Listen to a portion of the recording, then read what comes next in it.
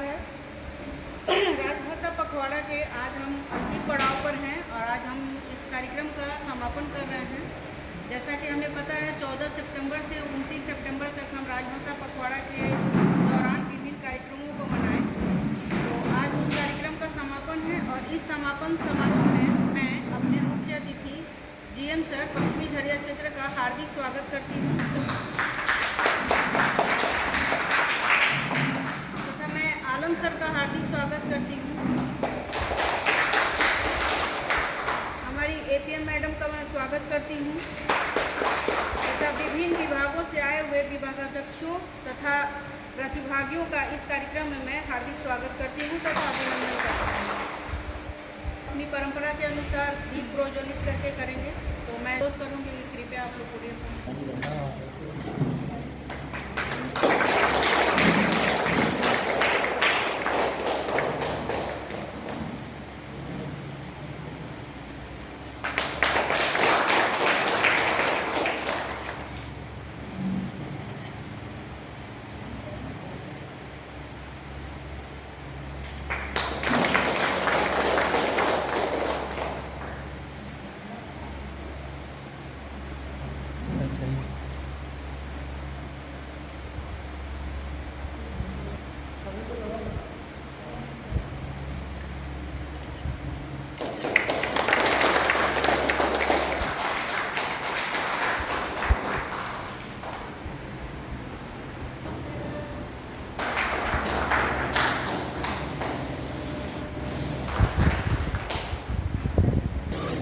हिंदी निबंध प्रतियोगिता, प्रश्नोत्तरी प्रतियोगिता, स्वरचित कविता पाठ प्रतियोगिता तथा निबंध प्रतियोगिता हम लोगों ने आयोजित की थी गृहिणियों के लिए।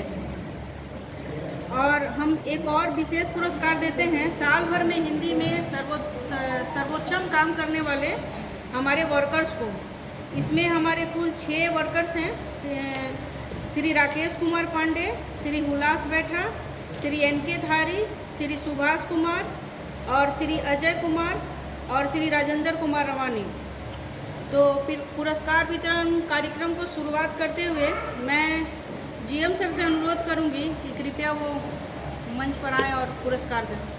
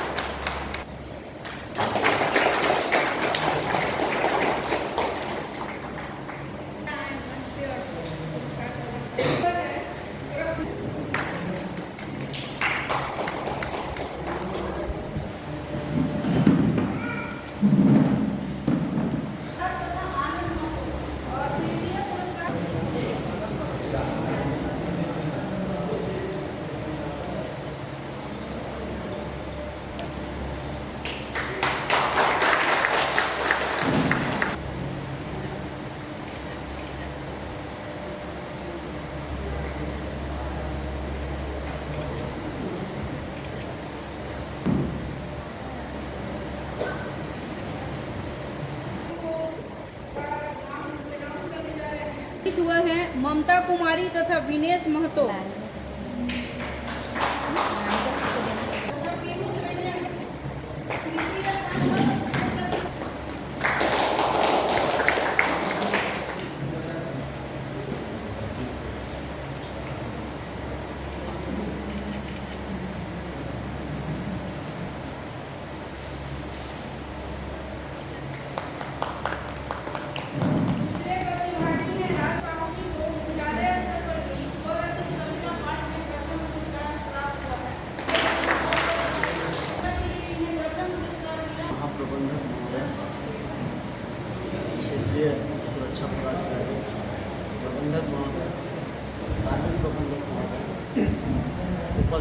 अन्य अधिकारीगण एवं मेरे प्रिय सहकर्मी, आप सबका हार्दिक अभिनंदन है। मैं आप लोगों के समक्ष जो कविता प्रस्तुत करने जा रहा हूँ वो कोयला उद्योग में कार्यरत श्रमिकों को समर्पित है। मेरी कविता का शीर्षक है कोल खनि। हम सभी जानते हैं कि कोयला उद्योग में जो श्रमिक कार्य करते हैं उनका कार्य बहुत ही जोखिम भरा होता है। हम अक्सर कहते भी हैं कि उनका रोज जन्म होता है, पुनर्जन्म होता है। तो इसी पे शुरुआत की पंक्तियां हैं मेरी।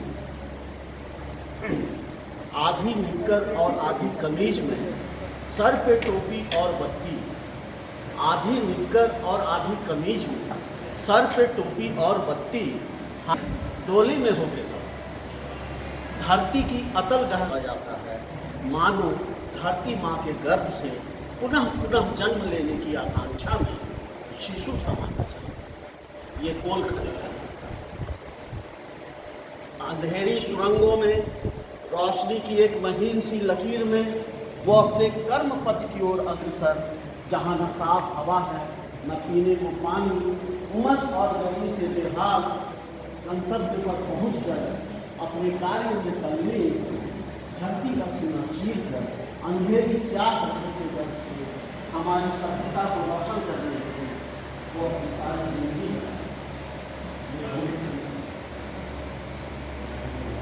करने को ऊर्जा का मुख्य स्रोत कोयला है, किंतु सच पूछिए तो ये खनिज ही ऊर्जा के मुख्य स्रोत। अपनी पाली समाप्त कर कोयले की कालिक में लिपटे जब वो वापस आते हैं तो न तो उनके बच्चे और न ही वे खुद को पहचान पाते हैं। ये कोल खनिज का है। महिलाओं के लिए उनकी पत्नियां जो हैं घर में गृहिणी जो हैं उनको कितनी फिक्र होती है अपने पतियों की जो कि खानों में काम करते हैं। उसी पे ये अगला पंक्ति है। अपने सुहाग की सलामती की दुआ में प्रार्थनारत महिलाएं पति के सकुशल वापसी पर अपने आराध्य का शुक्रिया करती हुई अपने रोजमर्रा के कामों में लग जाती है। बच्चे अपने पिता को देखकर खुशी से फूले न समाते हैं। ये कोल खनिज है।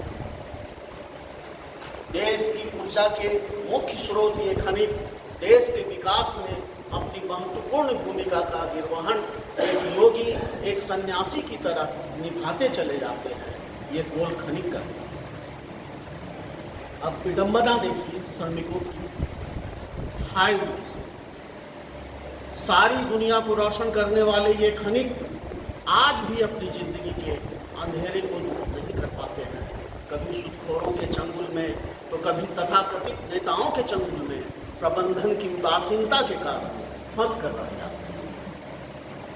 अशिक्षा के कारण अपने हक व हुकूक की बात भी नहीं कर पाते हैं। ये कोल खनिज करता है। अंतिम पंक्तियां हैं जिसमें ये उम्मीद है, भरोसा है कि आने वाला कल श्रमिकों का होगा, उनका भविष्य अच्छा होगा। ये अंतिम पंक्तियों के साथ मैं अपनी कविता समाप्त करूंगा। गौर कीजिएगा, वो सुबह कभी तो आएगी, वो सुबह कभी तो आएगी जब दुनिया के अंधेरे को दूर करने वाले मेहनतकश खनिज का जीवन भी रोशनी से भरपूर होगा, जहाँ न शोषण होगा, खुशी और तरक्की के गीत होंगे। वो सुबह न आए आज मगर वो सुबह कभी तो आए। और उसे प्रदान करने हेतु मैं अपनी एपीएम मैडम से अनुरोध करूंगी कि कृपया और मंच करें। पुरस्कार की राशि 1500 रुपये प्रदान की गई।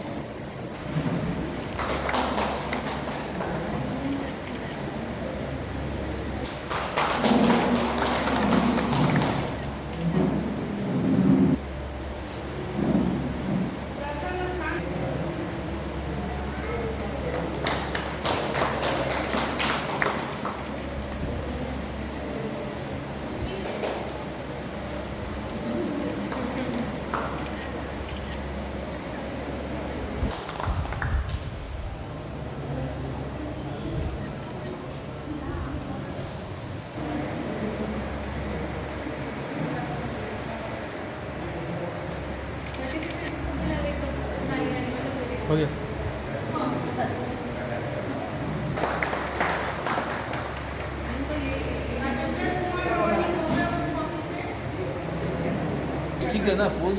हाँ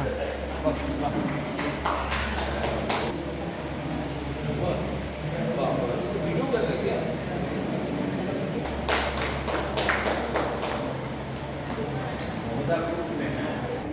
पुरस्कार जीती थी हिंदी टिप्पण लेखन में, तो मैं वर्षा मैडम से अनुरोध करूंगी कि कृपया उन्हें उनका पुरस्कार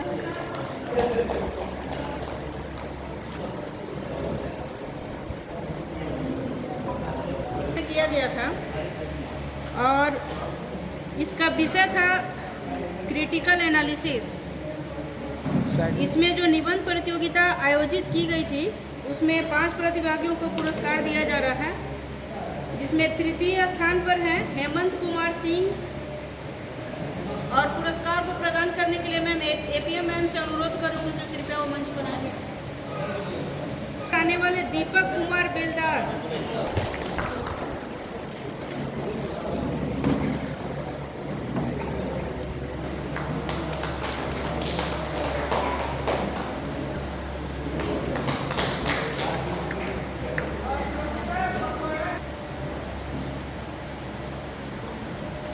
फर्स्ट पुरस्कार विजेता इंद्रावती देवी।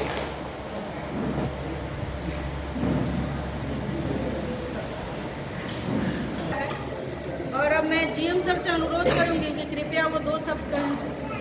उपस्थित वेस्टर्न जालिया एरिया का सभी मेरे प्रिय साथियों, महिलाएं और खास करके जो कॉलोनी से लेडीज भी जो उपस्थित हुए हैं, हमारा कर्मचारी की पत्नी, सभी लोग, ये हम लोग हिंदी पखवाड़ा 14 से 29 सितंबर तक मना रहे थे।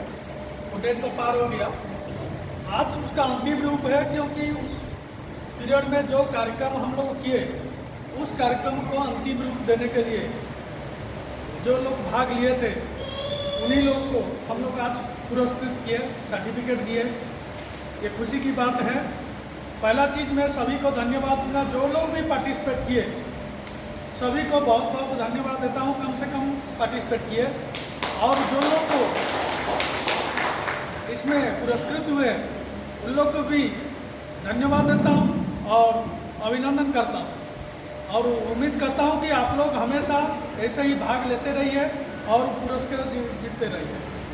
और विशेष धन्यवाद देता हूँ कॉलोनी के जो महिलाएं हैं, जो लोग आगे बढ़ के भाग भी लिए, और इस बार मेरे ख्याल में पिछले बार वो लोग उपस्थित नहीं हुए थे प्राइज लेने के लिए, इस बार विशेष करके उपस्थित हुए हैं, उन लोग को भी बहुत बहुत धन्यवाद देता हूँ। यह है कि हम लोग जानते हैं कि हिंदी का क्या महत्व है। अभी देश में भी देखिएगा, बहुत सारी जगह में, यूपी में ये सब कर दिया कि अभी इंजीनियरिंग, मेडिकल भी हिंदी में पढ़ाया जाएगा। हम लोग सोचते हैं कि इंग्लिश में जो पढ़ा है बहुत ज़्यादा एजुकेटेड है, ऐसे कुछ मीनिंग नहीं है, सब एक एक भाषा है। हम उड़ीसा से है तो उड़िया अच्छे से जानते हैं, कोई हिंदी रीजन तो हिंदी अच्छे से जानता है, कोई बंगाली रीजन तो अच्छा जानता है, ऐसे कोई इंग्लिश से है तो इंग्लिश अच्छा जानता है। इसका मतलब ये नहीं कि बहुत ज़्यादा वो एजुकेटेड हो गया और हमारा भाषा का कोई महत्व नहीं है। हिंदी का बहुत महत्व है। इसी को आगे बढ़ावा देने के लिए ये सब प्रतियोगिता रखा गया है, ये सब कार्यक्रम रखा गया है, सभी लोग इसमें पार्टिसिपेट कर रहे हैं। और साथ में आगे हमारा एजुकेशन सिस्टम भी इसी में धीरे धीरे होते जा रहा है। ये कि अच्छा ये है, प्रयास है हम लोग के लिए, और आगे मैं चाहूँगा कि ज़्यादा से ज़्यादा लोग इसमें पार्टिसिपेट करें, तब इसका प्रचार प्रसार आगे हो सके। नेक्स्ट हमने राजकिशोर साहू को भी धन्यवाद देता हुए अभिनंदन करता हूँ, क्योंकि उन्होंने बीसीसीएल लेवल में ये किसमें कविता में प्रथम पुरस्कृत हो रहे हैं, तो इसीलिए उनको भी बहुत धन्यवाद देता हूँ। और उनका कविता रियली अच्छा है।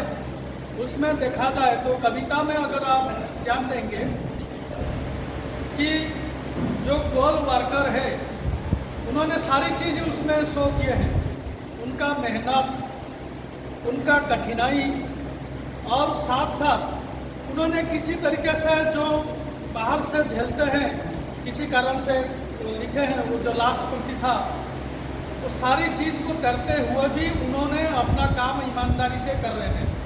ये एक अच्छा शो है। और साथ में मैं इसमें थोड़ा सा और जोड़ना चाहूँगा कि आप इसको आगे प्रयास करिए।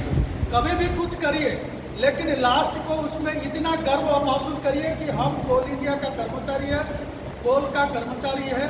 इसीलिए उसमें हमको इतना कठिनाई के बावजूद हम उसमें गर्व महसूस करते हैं। मैं आपको बता रहा हूँ, जब भी हम भी खदान जाते हैं, कभी कभार खदान में मतलब ज़्यादा देर रहा है या ऐसे कोई काम से काला होकर पूरा पसीना होकर निकलता है ना, जब घर में आता हूँ पत्नी भी खुशी में एक आध फोटो खींच लेती है। तो वो फोटो जो है आप लोग मार के होंगे कि मैं नॉर्मली जो 1 मई को मैं स्टाटस में वो फोटो को देता हूँ। ये नहीं है कि क्योंकि मैं देता हूँ तो गर्व से देता हूँ, क्योंकि आप देखिए वो जो काला है ना, वो हम लोग का एक तरीके से बोला जाए तो एक अलंकार है वो कर्मचारी के लिए। दूसरा चीज़ वही हमारे लिए चंदन है, वही हमारे लिए मुल्तानी मिट्टी भी है। हम लोग को सुंदरता को वही कोयला का जो काला कलर है ना, वही बढ़ाता है। तो इसीलिए हम लोग इसको करना चाहिए और आगे उम्मीद करता हूँ आप और अच्छा कविता लिखें और सारी चीज़ मतलब कुछ भी करें। जैसे मान लीजिए कोई मिलिट्री में जाता है तो गर्व महसूस करता है, किसान भी अपना गर्व महसूस करता है। तो हम लोग भी कुछ कम मेहनत नहीं करते, हम लोग भी सारी कठिनाई दे के देश को ऊर्जा में हम लोग पार्टिसिपेट करते हैं। तो इसके लिए हम लोग खुद को गर्व महसूस करते हैं। बस इसी के साथ विलास बैठा जी से अनुरोध है कि वो अपनी कविता प्रस्तुत करें। BCCL, all India BCCL Munni D का बड़ा नाम। ऑल इंडिया में बीसीसीएल मुन्नी डी का बड़ा नाम है। मैं वहीं का एक वर्कर सबको मेरा अभिवादन करता हूँ। मुझे कागज की नाव नहीं, मुझे कागज की नाव नहीं, काठ की नाव चाहिए। मुझे कागज की नाव नहीं, काठ की नाव चाहिए। और अगर हिंदी में कुछ करना है तो शब्दों में बदलाव चाहिए।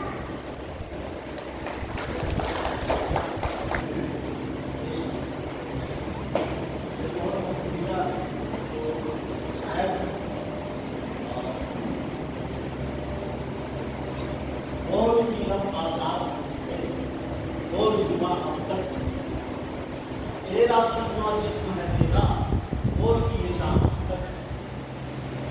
देख की आहन घर की दुकान पे, आहन घर उधार।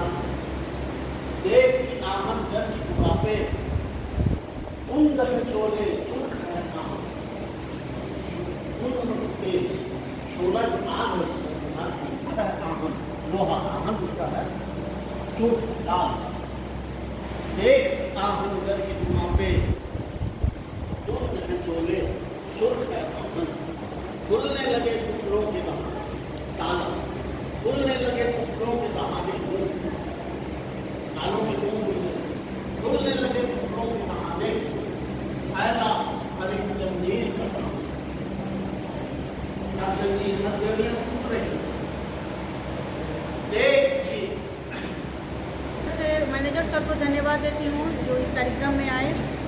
मैं एफएम सर तथा आलम सर को भी धन्यवाद देती हूँ कि आप इस कार्यक्रम में आए, और उन सभी प्रतिभागियों को धन्यवाद तथा पश्चिमी झरिया क्षेत्र में कार्यरत सभी अधिकारियों, एपीएम मैडम, आप सभी को धन्यवाद जो इस कार्यक्रम में आए, आपने इस कार्यक्रम को सफल बनाया।